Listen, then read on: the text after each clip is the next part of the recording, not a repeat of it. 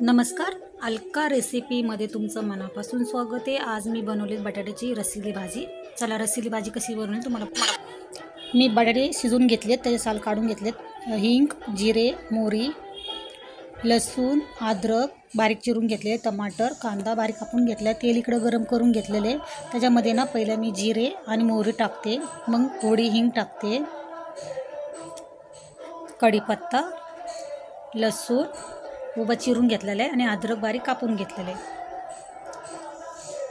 त्याचा कच्चा पण निघून जाण्यासाठी त्याला पहिलं भाजून घ्यायचं आपल्याला तळून। मग त्याच्यामध्ये मी कांदा कापलेला आहे तो टाकून घेते।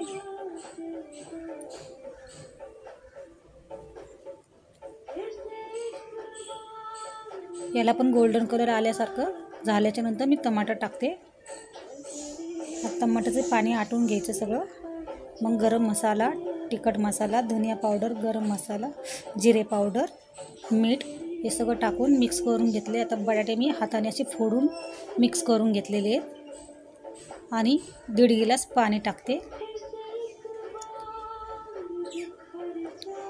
आता हे मस्तपैकी शिजून द्यायचं आहे। शिजून झालेले आहे। चला मग माझी रेसिपी आवडली असेल तर लाईक, शेअर, सबस्क्राईब करायला विसरू नका। व्हिडिओ बघितल्याबद्दल